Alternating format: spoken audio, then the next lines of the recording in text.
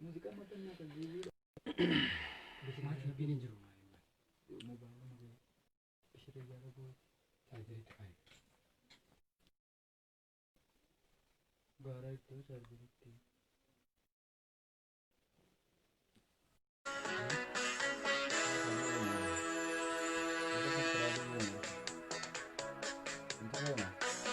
Marah ni.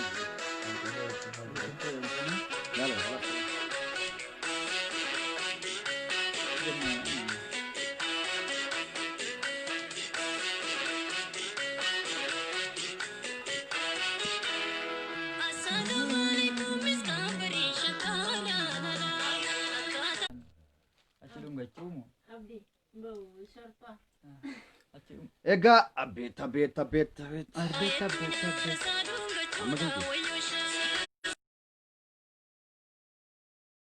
Aja tahu. Tadi kan malu dia.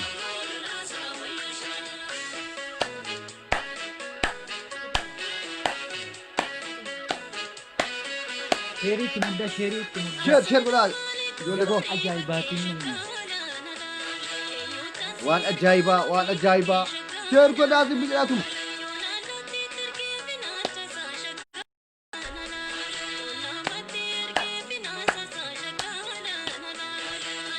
Inna negara mita timu ku gara ajelu matin gara bat inatin gara dina detin gara to kumatin gara jala latin der nawante share guda nama bija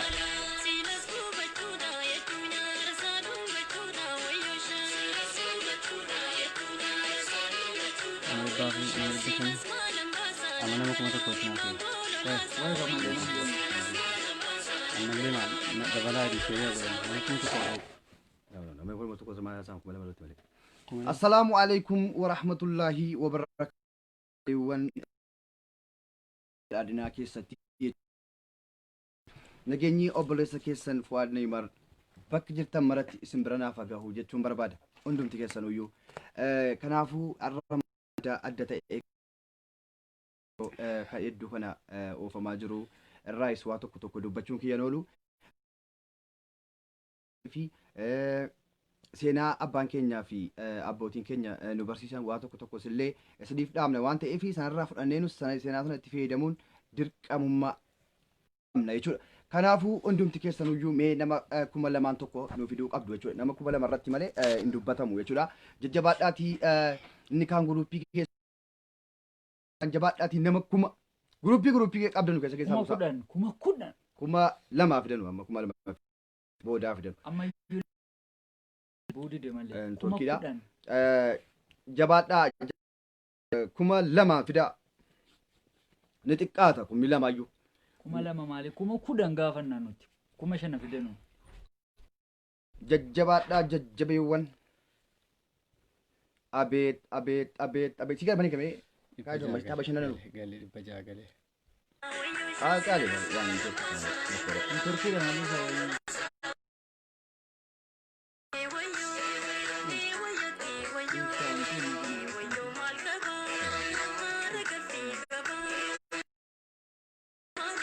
ini kata ku te malee asli ni bisa abang dia gitu kan kali Turki balik kayak ni kayak dinas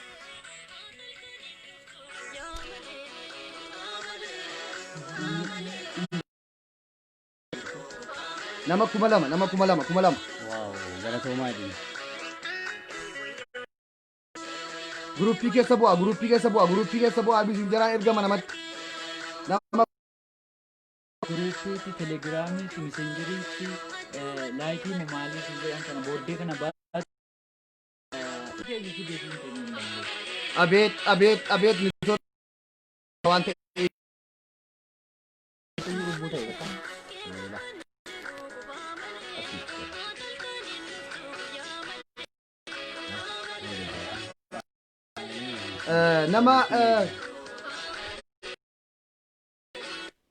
nama 2,000 barbaanna kaane ijoollee koo nama baay'ee xiqqoo nama rakkifti waan taateef nama 2,000 fidaati waan ajaa'ibaa dhageessu waan ajaa'ibaas ni dubbu kanaaf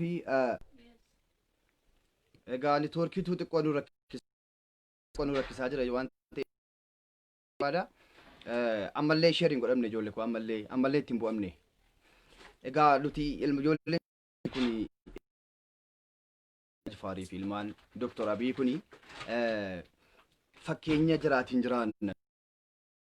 Ilmoon abbaan ilmoodhaaf maal dabarsee du'a waan abbaan ilmis deema waan ta'eef mee jajjabaadhaatii waan ajaa'ibaatu keessaa baheen ol isaayyuu. Nama 800 irratti waan akkanii. Nama 800 irratti wanti kun waan ajaa'ibaati waan ta'eef hamma irratti hin dubbatamu. Xiqqoo ammallee nama 3,000 tokko sadi bakka sadi afidan sadi fida bakka sadi afidan. Dhufeera amma. Dhiifama isin gaafachuun barbaada. Neetwoorkiitu nu rakkisaa jira waan ta'eef irraa dhaabbatee kee dhufa waan ta'eef ammallee hin godhamne. 3,000 akkas. Lamee kan jedhe 10,000 gaafa shana dhufu hin jedhe amma. Shani moo? Shana ta'uma? Shana ta'u. Oo. Akka jarritti eegan dhiibne karaa biraatiin dhufne waan ta'eef karaa jallinaan dhiibne karaa sirrii dhufne waan ta'eef nama 5,000 barbaanne. Karaa abbaan Jifaarii fi obbo Dr. Abiy. Abbaa Jifaar Abiy immoo dhufeetti nu dabale waan ta'eef karaa sana qabannee deemna. Egaa abbaa gaarii ilmoo. Haara galfiin gamii jedhu. Neetwoorkiin nu rakkisaa isin gaafachuun barbaada maaliif isin tursiifnee deebi'aa jirra waan ta'aniif jechuudha. Egaa nama 3,000 tokko fidaa mee dhiifama wajjin mee gaheera amma? Nama 2,000. Nama 2,000 waan ajaa'ibaati kan nuti foondeemne jechuudha. Egaa nuti hammeenya namaa maaliin kaffallaaf yookiin immoo deebiin keenya maanni? Deebiin keenya nama hammeenyaan nuti dhufu miidhaan itti deemu osoo hin taane maaliin akka itti adeemamu dubbachuu barbaanna jechuudha. Maaliif barumsa warra abbootii keenya irraa fudhannee qabna waan ta'aniif. Sanaan guddanne waan ta'aniif jechuudha ijoollee koo. Kanaaf bakka jirtanutti. Qaamni tokko guyyaa dhiifamaati. Guyyaa dhiifamaati. Guyyaa bara amantaa musliimaa keessatti musliimni miidhamee guyyaa hadhaa keessa immoo jedhu dur musliima miidhan sun miila dhiqanii dhiifama gaafatan nummoo miila hin dhiisiifannu asumaan seenaa abbaa Jifaar qabannee quufayyuu nan danda'een beela dadhabaa. Baay'ee nu warra gumaa miti. Beelayyuu nan danda'een quufa dadhabaadhaan abbaa Jifaar. Sirriidha. Nama 2,200. Nama 3,000 hafidanu bakka qabu. 3,000 fidaa bakka. Achirratti waan seenaa ajaa'ibaa dhageessu jechuudha. Waan ajaa'ibaati. Mee ijoolleen kunis waan tokko egaa hiriyaa gaarii wajjin jiraachuunis gaariidha beektu. Namni hiriyaa gaarii wajjin jiraatu maaliif yoo bakka dogoggoraatti kanatu sirriidha kanatu sirrii miti waan jedhus wal gorsaati kan hiriyaa waliin jiraatu mitire. Kanaafuu akkasii waan ta'eef fakkeenya guddaa asirraa argattu waan ta'eef fakkeenya guddaa qeerroo jimmaarraa argattu waan ta'eef hundi keetu sheer godhi. Harki isin dhuguu sheer godhaa. Oromoon bahaa fi dhiyaa kaabaa fi kibbaa warri hin dallannin kan hin dallanii hin jiru Oromoon miti ba. Amma wanta sanaa gocha sukkaneessaa akkanaa Oromoon dallanii hin jiru. Yoo Oromoo ta'eef. Yoo Oromoo ta'eef dallanuu qaba. Yoo Oromoo dhugaa ta'eef gocha kanatti hin gammadu jedhee yaada. Kanaafuu zimmi jedhiituma sheer godhe. Zimmi jedhiituma guruppiitti naqi geessiti. Maaliif fakkeenya ta'uuf miti ma. Warra dalagaan jiraa waan adda addaa. Waan Oromoo adda baasu. Kanaaf jedhee kana nummoo akka jedhi gammadanii walitti deebi'anuuf dhiifama gochuu qabna jechuudha. Bara dhiifamaati waan ta'eef Oromoon akka tokko ta'uu barbaadan akka diigamu hin barbaadan. Kanaafuu nama hamaadhaan dhufin immoo gaariidhaan deebifnaa fi Abbaan Jifaar akkam turan? Nus akkuma sana. Abiyyi kanaafuu Oromoo ta'ee namni hin fudhannes hin jiru. Namni hin dallanne. Namni hin dallanes immoo hin jiru. Kanas immoo hin gammadan akkanaaf. Guyyaa dhiifamaati. Mee guyyaa kana mee kaayidisa jira bukkee kootti. Mee guyyaan kun guyyaa kamitti? Guyyaa dhiifamaa fakkeenya tokko kaasiif mee waan jarri guyyaan kun akkatti kabajamuu danda'eef. Fakkeenyaaf guyyaan hadhaa akkuma beekamu maskaramii tasa deemaa jira jechuudha. Guyyaa. Okay. Deebinera. Dhiifama isiniin jennaa. Keenyas baay'ee waan nu rakkisaa jiruu fi dhiifama guddaa isin gaafannaa nama 3,000 ga'uudhaaf deemaa jira. Eegaluudhaa fi akkuma isiniin jennee qaameen tokko guyyaa dhiifama kennuudhaaf deemaa irraa bara haaraa bara 2012 keessa cimnee jiraanne yoo wal aarsinee jiraanne yoo badii garaagaraa waluma isaa dhiifamoo liigonee bara haaraa onnee qulqulloonni haraadha jechuu barbaanneeti. Kanaafuu Oromoo kutaa 11 guutuu isaa addaan qoodin hundi keessanii seentanii waan nurraa qooddatan qabdu isiniin jenna. Namni gadi deebi'aa jira waan ta'eef jaras jalatti sheer godhaa irraan bayinaa. Nutti haaranii ba'aa jiru laata? No, networkiidhaan. Sama dhaabbatee fi namni achi cufeera si hamitta. Kanaafuu naarinaa hin naqan. Kana maaliif ma gaafanii dura buune? Kanaafuu mee fakkeenyaaf maamma isinii fi ati kaayidoo dabaliif. Fakkeenya nadha isinii kaasee isiniif ibsuu barbaade obboleessi keenya Neymar Fuad kan tarkaanfiin Oromoo dillansiisu Oromoo miidhu akka Oromoon mana gumaa wal geessu kan godhu tarkaanfii ijoollee raawwatan suni Oromoo bakka hin bu'anu kutaa bakka hin bu'anu jechuudha. Guyyaa nadhaa immoo qaamee tokko guyyaa dhiifamaa jedhanii guyyaa abbootiin musliimaa ergasii aangawoota gurguddaadhaan miidhamanii amantaa jalaatiin cunqurfamaa turan keessatti guyyaa hadhaa miila dhiqanii dhiifama naaf godhaa jedhanii akkuma isin FB irratti argaa jirtan daddabarfamaa jira jechuudha. Xinnaachuu osoo hin taane akka Oromoon sammuusaa amantaasaa waan fedhe Tifuufi meemee. Kanaafuu jechuudha akkuma Facebook irratti argaa jirtanu abbootiin amantaa dhiifama jira jedhanii luka dhiqanii dhiifama gaafataa jiru. Garuu isin biratti warra tokko warra sammuun hin yaadne biratti gadi deebi'uu yookaan ajummaa isinitti fakkaata. Kuni akka keenyatti abbaa Jifaar irraa baranne Oromoo gurguddaa irraas baranneerra qabsaa'ota Oromoo takkaa qabsaa'onni kan akka Waaqoo Guutuu Jaarraa Abbaa Gadaa Baaroo Tumsaa Aliyyii Cirrii Taaddee Birruu jechuudha. Oromoo tokko godhan kiristaanaa musliimatu ta'anuu maaddii tokko irratti foon kiristaanaa musliimaa wajjin nyaatanii akka tokkooman godhan. Garuu amma immoo qeerroo jedhamee yookaan dargaggeessi Oromoo keenya kana akka addaa baasuuf akka mana gumaa wal geessuuf waan adda addaa hojjetaa jira. Kanaafuu Fuad warra tarkaanfii sana fudhataniif dhiifama gochi akkanaa immoo deebiraatti hin raawwatamneef abbaa koo abbaa Jifaar yoon illee ijaan arguu dhabe seenaa isaanii dubbataan jira dhaga'aan jira kitaaba dubbisaan jira ammoo abiyyi immoo deebisee idaamuu jecha jedhu qabatee amaaruu gasii nu balaaleffannu sanaan yoo walitti idaamne Itoophiyaa ijaarra kan jedhu qabatee jira waan ta'eef guyyaan kun guyyaa dhiifamaati. Dhiifama isinii gochuudhaaf dhufee abdiitiin galatoomi jennaani egaa balaa obboleessi keenya Neymar Fuad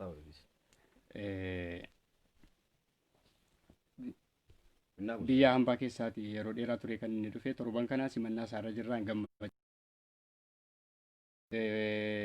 carraa kana fayyadamnee wanti isin ibsuu barbaannu Oromoo kamiinuu adda qoonnee Fuadiin yookaan aadaa Oromoo duudhaa Oromoo isa ganamaa deebisnee nama nu miidhe hin miine jechuudhaan alaa innillee namni nama miidhe sun maal akka inni irraa baratu hamma manni of yaadatu barumsa kenninaafii jechaadha. Kanaafuu nama kaleessa nu miidhee gumaa baafne jennee yookaan jara yeroo godhannee eeguu irraa dhiifama waliif goonee kana booda Oromoo tokko ijaaruu barbaannaa jechaadha. Kanaafuu paartii fedhan deeggaruun adda nuun baasu ta'uun Shawaa ta'uun Walloo ta'uun Jimma ta'uun adda diinni keenya isa kamiin akka ta'e xiyyeeffannee irratti hojjechuu qabna. Kun kan paartii biraa deeggaree akkas kanaafuu dhiifamaa fi dimokiraasiin afaaniin himamu lafa akka qabatu abbaan fedhe paartii fedhe kana hubattanii dhiifama walii gochuu jechuun keenya miidhamaa dhiifama gochuu osoo hin taane kanarraa akka barattanu barbaanneeti isiniin jenna. Dabalachuu barbaadu asirratti fakkeenya tokko isinii kaasuun barbaada. Amma gochi ana irratti isin gootanis jechuudha warri hunda akka isin daawwatan abdiin qaba silayyuu gochi isin gootanii gocha Oromummaa miti gocha Oromoo share godhaa ammallee share godhamne barbaadu fakkeenyaa fi gochi gaafasii gocha Oromoon tokko Oromoo irratti godhu miti fakkeenyaaf jechuudha. Amma gocha sukkaneessaa akkanaa kan Oromoo irratti godhu shanee turte. Shanee turte miti ma. Shaneenuu Oromoo nagaa tokko akkasiin goone jechuudha. Warri fakkeenyaa fi warra mootummaa kana kan jarree akkasii irratti waan jechuudha. Tokko yeroo Oromoo fakkeenya fochuun barbaade jechuudha. Jara jechuudha kan gocha hammaata Oromoo irratti. Namni guyyaa tokko bahee saba keetu nu miidhe biyya keetu jedhee namni tarkaanfii irratti fudhatee jira. Deebiseen isin hojjechiisa wallaahi as taa'ee jechuudha. As taa'ee. Isin kaa ilmaan guddifatti waan nyaattu hin qabdu beektaa. Kanaaf inni isin malee ofiifuu miskiina waan nyaatte bultu hin qabdu. Mee kana itti maaliin godha? Anas taa'ee araba wallaahi yaadim araba akkasiin hudduu jira jechuudha nan godha jechuudha. Agde? Garuu immoo akka Oromoon tokko ta'uu. Ani immoo sababa ijoollee egaa networkii ammas keessaa nu baaseetu deebi'ee jechuudha. Dhiifama gara yaada koottan seenaa. Kanaafuu ijoollee Masrii jirtu jara sana jechuudha. Ani amma fakkeenyaaf yoon ijoollee Arsii jedhee kophaatti gagamaa dha mola min baay'ee dabala silkiitti. Innaa ani ijoollee kana amma ka'ee otoon ijoollee gadaboota Arsii kana maal jedhee waan akkasii dubbadhe qulqulluutu jiru Arsii keessa jechuudha. Oromoo qulqulluutu jiru waan ta'aniifi warra kanaan walitti na buusu warri maayyimoonni kun jechuudha warri wallaalaan kun warri too qubeen lakkaa'in biyyaa bahe kun. Warri saleedaa tun qabiin biyyaa bahe rakkoo dabala. Faranjiitu maal jette beektu?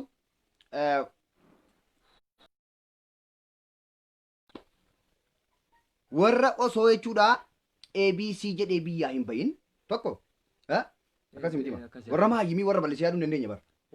Bara ijoollee. Waastaappi immoo warra jedhee barateeti. Warra biyyaa baheetu iyyuu waa barate jechuudha jalatti hin faradamu jechuudha uummata miskiina kanaatti hin faraduun. Faranjii maal jette beektu? Maayyim kan mittaastamar jette Magdal Iqallaal jette beektaa? Maayyimii tokko waa barsiisuu ajjeesuu qallaalii jechuudha. Maaliif hin baratu? Yoo ganamaan baratee ol ka'e malee, yoo seenaa beeke malee, yoo seenaa abbaasaa, yoo abbaan isaa gaarii hojjetaa guddisee, yoo sana yaadate malee, yoo fakkeenya abbaa fudhatee lafaa waliin kaane ilmoon ajjeesuu hin baratu kaa mataan isaan qabu sana booda doomaa ta'a jechuudha. Utuu Oromoo adda hin baasin, osoo uummata addaan hin baasin, osoo maatii haadhaaf abbaa adda hin baasin, ilmoof abbaa fayyada baasaa jiru amma yeroo ammaatti jechuudha. Ummata wallaalaa akkana duuka hiriirree gowwummaan kana wajjin Oromoo jechuun nama qaanfachiisas. Garuu haa ta'u malee Oromoo qulqulluu jiru. Ijoollee Arsii keessa, Harargee keessa. Warra kana hunda godhan keessaa iyyuu namni nagaan ni jira. Si galee? Amma yoo akkanatti qobaatti baafnee waan badhe isin godhu wallaahi billaa nabi isinuun beektanii dhaggeeffadhaa. Ijoollee akka yeroo jara sana jechuudha. Wantan isinii dhaamuu barbaadu kakadheen isiniif hima. Viidiyoo kanas hin sodaattani. Anaa galee ka'ee gadhiisuun dhiirummaa miti. Dhiirummaa miti kunis amma durba ta'uu keessan agarsiisa jechuudha. Viidiyoon kun garuu wanti inni nan gammade. Kakadheen isiniif hima wallaahi billaahi nan gammade. Guyyaa isin viidiyoo kana gadhiiftan nan gammade hin jedha bara. Dhageessee? Maaliif gammadde yaa Neymar jechuu keessan oolu? Nan gammade. Maaliif? Oromoon dhugaa keenya baruu qabu. Akkasi. Nuti mirgaan falmannee mirgaan deeggarree saba tokko hin tuqne nama tokko hin tuqne nama rukunne hin qabne.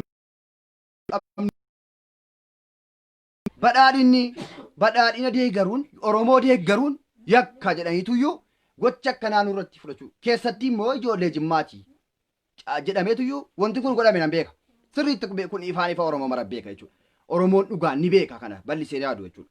Kanaafuu wanti amma ani isinitti barbaadu ani amma fakkeenyaaf dhiira tokko eegarraa fadhee dhiira tokko nama 5 rukutuu naqu.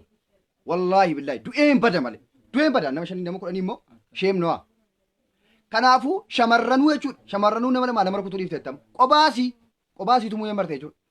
Kanaaf kun dhaltummaa fi gadhummaa keessan baaftanii gadi. Malee Neymaarii wanti hin gootan jechuudha. Neymaarii nama 4 rukutuun maa arbana isitammoo. Hunda keessan ofirraa deebisee Oromoonii Hai Neymar Fuad akkana kana ta'e anjala seetanii gowwaa ummata mahayyimii jechuudha. Kanaafuu isin mahayyimii waan taataniif Oromoon biraa immoo waan yaadaniif dhaggeeffadhaa. Oromoon biraa immoo waan sirriitti yaadaniif hundinuu hin galaaf jedheen amana. Kanaaf jaramuuf achiisuun barbaadu waan. Egaa dhiifama ammas networkiin keessaa nu baasee wallaahi jechuudha. Kanaafuu animmoo dhaggeeffadhaa. Animmoo jechuudha. Ummata kana ummata achi keessa jiran kana wallahi billahi jechuudha. Birriidha. Jarris ni beeku jechuudha. Jarris ragaadha. Birrii 500 namaa keenan. Birrii 500 miti 200 achii keenaniif jechuudha. Wallahi billahi marrumaan keessaa baafti. Wallahi billahi kakadheen himaa jechuudha Masrii. Duuriyyoonni jechuudha. Marrumaan keessaa baafti otoon footoo qofa ergee birrii 500 ergeef jechuudha. Eenyuunu tana achi keessa wallahi kakadhee isiniif hima jechuudha. Eenyuunu birrii kaffalee wal qalchiisaa ture jechuudha achitti. Garuu an guyyaa gaafa isin kana raawwattanuyyuu sammuu bal'isee yaadu sammuu immoo waan qabaaf malee osoo isin nan beekin isin qalchiisuu hin danda'an ture jechuudha. Dhageessanii maaliif Oromoon Oromoo ajjeesee maqaa gaariin ta'u Oromoon Oromoo miidhee maqaa gaariin argannu. Dhageessanii kanaaf inni ise wallahi billahi rabbiin na argaa jechuudha. Malee hunda keessan yoon hunda keessan kana dha'uu dhabe isin oni beektu kaa warri yeroo keessan beektu jechuudha. Akka boolii keessan boolaatan wallahi billahi dhageeffadha. Guyyaa tokkoof takka mana oolee isin beeku deemaan oolaa isa jarri immoo albaatu jechuudha. Nama lama sadiini afuura raafuu hin baafattu jechuudha. An tokko si waliin wallaale malee toon beekee beekaan uyyuu jechuudha. Natti dhufti kan taatee si waliin beeku akka harree wal fakkaatti beektu. Kanaaf hin beeku wallahi laatiman silaa beeka jechuudha waan jechuudha. Garuu takkaa natti hin goran jechuudha. Mataa gadi qabatanii na dhokatanii maaksii kaatee daraffatu jechuudha. Takkaa natti mul'atanii anas sidhee naan jedhanii beekan jechuudha. Anas tuqe naan jedhanii beekan jechuudha. Kanaaf ofiifuu dhaltuu akkanaa gad deebi'een tuqu jechuudha. Nan qalchiisuu danda'a ofii kooti yoo dadhabe macarashaa ofii kooti yoo giidoo jira kan ofirraa deebisuu hin dadhabate wallahi qarsiisuu hin danda'a. Utoo jarri hin beekin qalamuu danda'u jechuudha. Maal birri no'a. Kanaafuu an kana yaanne beektu gadhummaa isin yaaddan kanaan immoo yaanne jechuudha. Mataa isin fuuzoo mataa furii baattan kanaan immoo hin qabu jechuudha. Dhageesse hunda keetu jechuudha. Kanaafuu an hamma nan dhiise maal jettu. Amma as taa'ee gochuu danda'an. Wallahi laazim as taa'ee waan barbaade gochuu danda'a jechuudha. Birri bichaa yoo wacii aslii ettanus si amma aslii afaan banaattu kanas jechuudha. Wallahi ilmoo si diqaalaa si mana keessaa qabdu wajjin jechuudha. Ilmoo kan si taate kan namaa taate iyyuu hin beektu jechuudha. Ilmoo si wajjin qalchiisuu danda'a. Naala abuu garuu immoo sababa Oromoo biraa jiru beektaa. Oromoon biraa ni mufatu. Yeroo nuti wal nyaannu, yeroo nuti wal miinu, yeroo nuti wal qalchiifnu nurraan bireedu kun salphine. Gabrummaadhaaf kan nu saaxile kana. Kanaafuu ani immoo nan dhiise. Nan dhiisan jedhe. Oromoo garuu wanti kun wanti Oromoo taate maaluu deeggari? Maaluu deeggari? Kafaawus deeggari waan barbaaddes waan barbaadde illee deeggar adda ta'e jechuudha. Garuu Oromoo taate jechuudha. Oromoo erga taate dhugaan siif galti natti fakkaata. Kanaafuu gocha dirrisoota kanaa waan jarri godhaa jiran waan jarri namarratti godhanu isinuu baga argitan kun ragaadha jechuudha. Ragaan an kanan gammade jechuudha.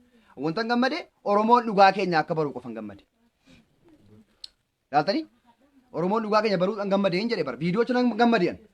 Maaliif dhugaan koo dhokatee ture dhugaan koo ifa ba'e jechuudha. Galatoomaa warri ol gadhiiftan. Waan namiitan fakkeessanii dhugaa keenya ifa baaftan jechuudha. Kanaafuu galatoomaan jedha gara kootti kamiifuu an warra miskiinota akkanaa kana yakka biraa irratti yaadu jechuudha. Maaliif saba biraatu walitti bu'a. Naannoodhaan uummanni walitti bu'a. Kanaaf egaa paartiin badhaadhinaa kunis jaalala kan inni nu barsiise miti maa. Jaalalaan dhiifamaan irra walii darbuu. Waan kana caalu gochisu kan isaa godhatu hojjetame kee dhiifama walii godhamee jiraata. Akka abjetta hin qabneef maayyimoota ofii fuudhee angara kootti warra dhiifama godheen jira sababa Oromoo. Sababa Oromummaa. Sababa biyyummaa. Sababa Oromummaa, sababa Oromoo saba biraa qabnuuf jiraa walitti bu'uu hin barbaannu. Nuti gandummaa walitti bu'uu hin barbaannu. Egaa kanaafuu amma neetwoorkiin adeera waan ta'eef anis keessaa bira geera. Kanaafuu asirratti ijoolleen jimmaas ta'uu hin qabnu jechuudha nuti. Jaalalaa mo'achuu, dhiifamaa mo'achuu egaa abbootii keenya nu barsiisanii waan ta'eef garuu miidhuus hin dandeenya. Akka waa baay'ees dabarsinee fudhanneetuyyuu gochuu fi barraa jechuudha. Maaliif fakkeenya nu haa godhatan jechuudha. Qeerroo jimmaa akkam akka ta'an nurraa haa fudhatan jechuudha. Fakkeenya ta'uu fi qabna nuti warra sanaaf jechuudha. Kanaaf uummata wallaalaa kanaaf jecha uummata keenya Oromoo saba keenya hin qabnu kanaafan dhiifama jedhee waa'ee Mubaarik immoo waa'ee Mubaarik irratti dubbatamaa jiru. Mubaarikii obboleessa koo keessaa isa tokkodha. Mubaarikii waan kana keessaa harka hin qabu ijoollee koo. Akka isin dallantan nan beeka. Akka isin gube nan beeka. Gubaa ilmoonni nama inni akkas godhamu namatti dhagahamuu danda'a.